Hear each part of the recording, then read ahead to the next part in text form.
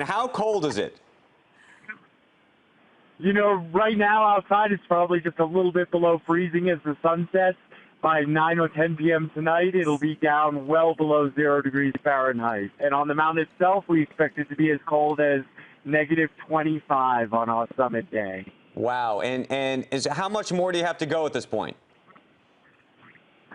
Well, we've got quite a ways still. I mean, we've got about 4 days of climbing before we're actually poised for the summit. So tomorrow we'll move up to about 23,000 feet.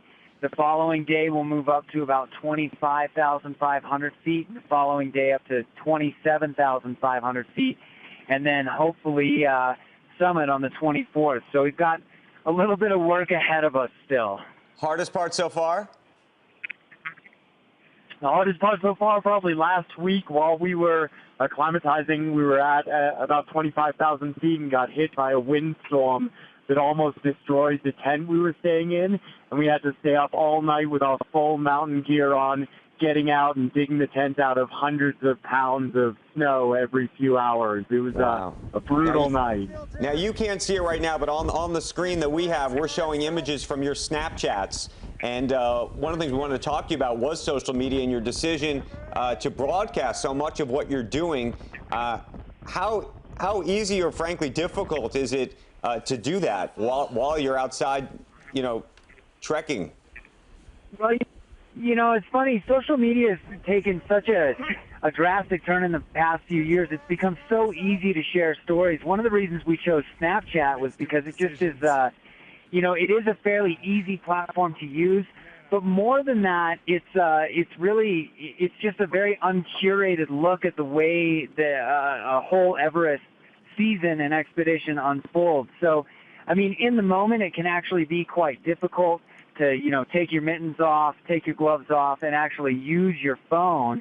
But overall, it's a very easy platform to tell a story, especially, you know, by these means. And I'd say it's just been totally rewarding for us. I mean, at this point, we're just getting hundreds of comments and videos sent back to us every day, sort of wishing us good luck and asking us questions and things like that. So it's a two-way street. It's part of the beauty of it. I assume you're using a satellite phone of some sort attached to your iPhone. How do you do it? I assume there's no LTE service up there.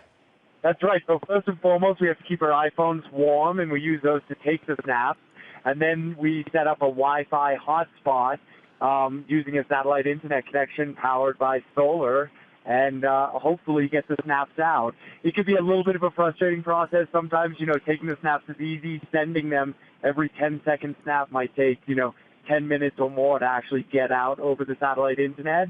So it can be a bit of hair pulling at times, but we usually do it in camp while we're, you know, eating dinner, hydrating, things like that each evening. While I have you, I wanted to talk about, you have actually a couple sponsors, some of them very interesting to me. One of them is Soylent. This is the drink. Is this what you guys are eating or drinking every day in terms of how you're sustaining yourself? Well, so that's actually a great question. You know, we have 3 primary sponsors. Soylent is one of them. Eddie Bauer is our primary apparel and gear sponsor, and then Strava, which tracks all of our fitness. Soylent is an interesting one because, you know, it's really hard to supplement, you know, nutrition high on the mountain.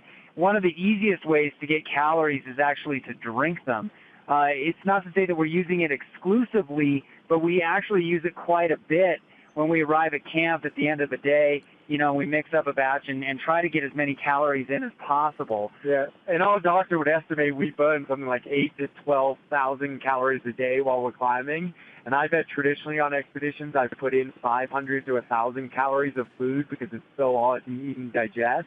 And so if we can drink 1 to 2 bottles of Soylent, that's giving us an extra 1,000 to 2,000 calories. It makes a big, big difference. I've still lost some weight on this trip, but less than in the past.